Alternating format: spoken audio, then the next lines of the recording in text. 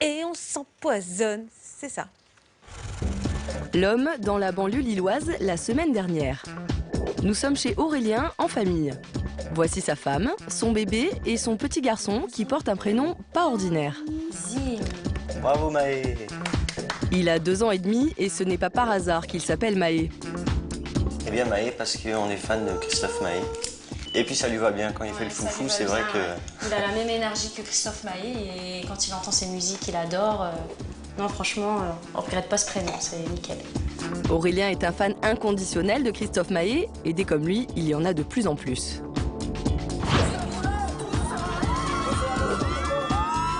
Avec plus de 4 millions d'albums vendus, Christophe Maé, 38 ans, est certainement l'un des chanteurs français les plus populaires du moment. Il sort aujourd'hui un nouveau disque. Je suis tombé sous le charme à cause de tes mains, tes mots doudous. Il a fait de son énergie et de son style sa marque de fabrique. Et puis cette voix à part, reconnaissable entre mille. Christophe Maé, c'est vraiment le Claude François de notre millénaire. Et puis c'est quelqu'un qui est né sur la scène, qui est né pour faire de la scène. Et sur la scène, il retourne un public. Parce qu'il a une sincérité, il a une passion, il communique quelque chose de très très fort. Je connais très peu de personnes qui ont cette capacité en France. Christophe Maé, c'est aussi un personnage discret, presque secret. Chanteur issu de la comédie musicale, au départ, rien ne le prédestinait à une telle carrière. Qui est vraiment Christophe Maé? Quel est le secret de son incroyable succès? Christophe Martichon est né à Carpentras dans le sud de la France, bien loin des paillettes parisiennes. Christophe, c'est monsieur tout le monde. Il a fait un CAP de pâtisserie, son papa était pâtissier. Il est parti avec sa guitare bourlinguer en Corse et à Saint-Tropez l'été. Il chantait des reprises. Il est monsieur tout le monde. À l'époque, Christophe chante pour les touristes dans les bars de bord de mer. C'est justement dans l'un de ces bars qu'un soir, il va faire une rencontre avec un grand producteur. Dovatia recherche alors de nouveaux talents pour son prochain spectacle, Le Roi Soleil. J'étais avec des amis pour boire un verre en Corse, donc, et il y avait plein de bruit, des gens. Il n'était pas venu pour ça. Et il a réussi à faire que tout le monde se taise. Et là, j'étais fasciné. J'étais fasciné, je me rappelle, je suis rentré juste après, j'ai dit c'est lui.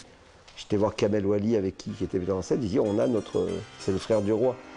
Ébahi par le talent de sa jeune recrue, le producteur passe à côté d'un détail, pourtant difficilement dissimulable. On avait fait un premier casting avec des essais. Il était très drôle, avec ça. Et je vais à Kamel, je dis bon, c'est pas possible, le frère du roi avec cet accent du sud. Alors mon frère le roi, comment ça va? Un accent à couper au couteau et cette voix si particulière qui n'a pas toujours fait l'unanimité. Il n'y avait pas une voix évidente et donc les personnes avec qui je produisais le spectacle, certaines personnes n'aimaient pas sa voix. Parce que c'est vrai qu'il avait une voix très spéciale. Hein. Et on m'a même demandé de ne pas le prendre, quoi. On m'a même donné l'ordre de ne pas le prendre et j'ai dit à ces personnes, ok, je les virais, c'est bon. Et je l'avais gardé. Et puis le jour de la première, ces mêmes personnes ont dit, mais c'est qui ce mec, il est extraordinaire. Christophe Maé devient alors la star du spectacle, soufflant par la même occasion la vedette au roi, Emmanuel Moir. Il avait 2 solos et un duo. Il savait que il avait que 3 chansons pour capter le public. Et ben il y allait avec une force, il allait avec une rage telle, ces 3 chansons, quand le spectacle se terminait, et on l'avait remarqué, Christophe, on l'avait vu. Mais pour réussir dans la chanson, ça ne suffit pas. Il faut avoir le tube. Et Christophe a de la chance, le parolier du Roi Soleil a craqué pour lui. Et cet homme, ce n'est pas n'importe qui, c'est Lionel Florence. Il a notamment écrit pour Pascal Obispo et Florent Pagny. Et il va offrir à Christophe la chanson qui va tout changer.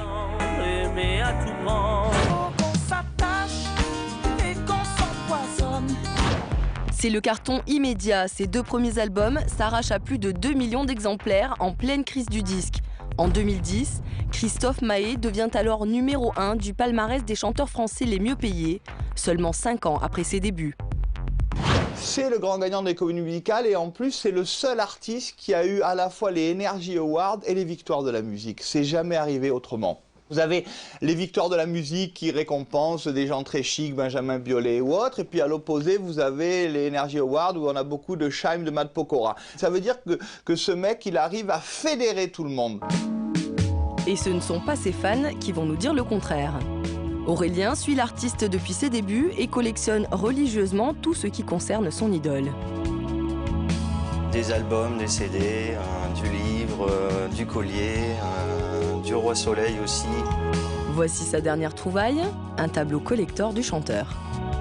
Donc on peut voir derrière avec son autographe et un certificat d'authenticité. Donc j'étais le 117e sur 1000 à le posséder. Ça, je l'ai payé une centaine d'euros. Et ça va encore plus loin. J'ai acheté cette guitare au tout début de Christophe Maé. Et en fait, elle prend la poussière puisque j'ai jamais eu vraiment le temps de prendre des cours. Alors il m'est déjà arrivé tout seul d'être devant l'ordinateur et puis essayer de faire un peu les accords. Mais je vais éviter parce que... Ça dure jamais bien longtemps. N'est pas Maé qui veut. Un tel succès, ça donne forcément des idées aux humoristes. Certains maîtrisent parfaitement les gimmicks de ses chansons. Ça fait mal, Déjà fait. on s'attache, Ah, ça aussi. c'est ma terre où je marche. Non, demain. Les imitateurs l'ont charrié en disant que ses chansons sont toujours la même chose, mais Goldman, on peut dire pareil, mais ça marche très très bien. Christophe, c'est d'abord la forme et après le fond. D'abord la forme, parce que c'est vrai que Ding Ding Ding, c'est pas la plus grande histoire philosophique de la Terre, mais c'est pas grave, ça sonne. Côté vie privée, le chanteur est très discret. Malgré son succès, Christophe Maé continue à vivre dans le sud de la France, loin des sirènes du show business. Oh mon pote, mon enfant. Christophe Maé n'a pas changé d'amis depuis son succès. Et ses amis sont des gens très simples. Il va pas dans les soirées people, il aime pas trop les médias, il est pas à l'aise dans les interviews. Lui, il est à l'aise que pour chanter. Pourtant, ce soir à Lille, il doit jouer le jeu de la promotion. Christophe Maé est venu présenter sur grand écran un de ses concerts et il va mettre le paquet. 3 quarts d'heure de dédicaces, multiples séances photos et des fans à rencontrer dans 9 salles de cinéma. C'est du sport l'histoire là. Alors je vais vous donner le top. Il est là. C'est une exclusivité Que ça dure. nationale. Quand on voit la ferveur des 3600 fans présents, on se dit qu'il n'a pas vraiment de soucis à se faire.